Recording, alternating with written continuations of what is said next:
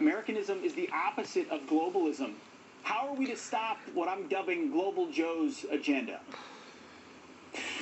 Well, you start by having a brilliant monologue like yours, so we actually talk about the facts, and we actually take our language back and call things what they actually are. You know, the purpose of immigration is not to support the country from which the immigrant comes from, or even the immigrant. The purpose of immigration has historically been what's in the best interest of the American people.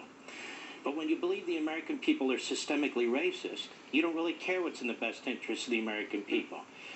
The Democrat Party does not love this country. As a matter of fact, as each day goes by, demonstrates that it hates this country. So does the President of the United States. You listen to that State of Confusion speech, it was abundantly clear. He never talked about liberty. He never talked about personal responsibility. He never talked about unalienable rights. He never talked about property rights. He never talked about the things upon which this nation was based. Joe Biden and the Democrat Party want to fundamentally change America. If you want to fundamentally change something, you don't like it. As a matter of fact, you hate it. Massive taxation, massive regulation, massive spending, massive debt. They're igniting inflation as we speak. Wide open southern border. You have MS-13, drugs pouring across the border. You have massive child abuse going on there, and Joe Biden doesn't give a damn. They picked the teachers' union and the muscle of that union over educating our children. They're undermining our police. They're undermining our military. They're pushing racism in our schools, so people are constantly at each other's throats. They are strengthening the regime in Iran, which threatens to shoot nuclear missiles at us once they acquire them. He's kowtowing to the Communist Chinese. He aims to destroy the Supreme Court, pack the Senate, eviscerate the election laws.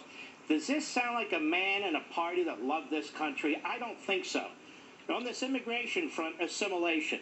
A country simply cannot survive if its culture, if its principles are not shared by the citizens. Yes. A country simply cannot survive if our elementary school students and middle school students and high school students are being taught racism packaged as something else. Our colleges and universities are hotbeds of old Soviet propaganda. Now, we have to claw our way back, but it begins first by identifying exactly what's going on. And this isn't democratic socialism. This isn't liberalism. This isn't progressivism.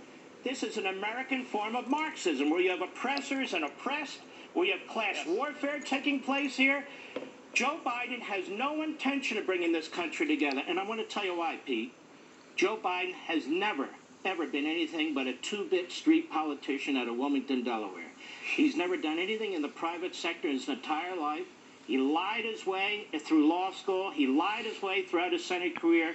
He lied his way in a few presidential campaigns, and he was caught. Back then it actually mattered when he was mouthing words that Robert Kennedy and Neil Kinnock, the head of the Labour Party in Britain, said. Today it doesn't much matter.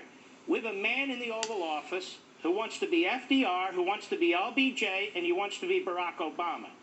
He doesn't want to be a great patriot at a time of great threats to the United States. Not even close. And he is creating a domestic situation here where he is at war with the economy. He's at war with our immigration system. He's at war with the middle class.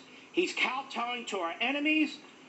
I mean, I don't think we've ever seen anything like this in modern American history. I think for so many people watching, the speed with which the trajectory of this country changed from Donald Trump to whoever's running Joe Biden, it's got people beside themselves. There was just an announcement tonight that President Donald Trump, former president, now has a social media platform that he'll use more frequently to share videos and information. What should he be saying? What do patriots need to be saying to fight back against American Marxism? How do you defeat this?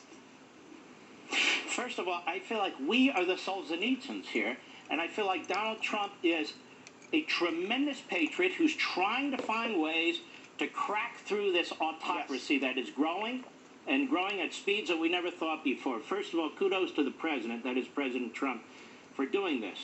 I think these big tech companies, they have used dark money and other things to influence our elections.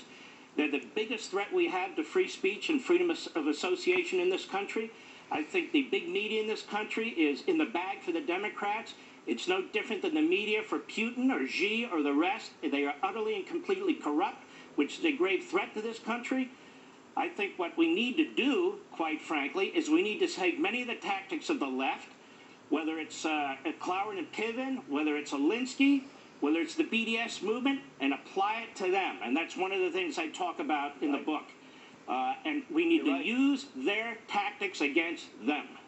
Because they've been so effective. I look at a guy like James O'Keefe, for example, whose motto of Project Veritas is be brave, do something. You have to do something to expose it, otherwise they control everything. And your books, Mark, I got to say, we're out of time, but your books, from Rediscovering Americanism to American Marxism, have charted a course for a generation of constitutional conservatives, and we're so grateful for you. Thank you for the fight and for lighting the way for us. We appreciate it, Mark. Pete, thanks for your patriotism both on and off the battlefield. God bless you, my friend. Mark, thank you so much, and thanks for joining us on Fox News Primetime. We appreciate it.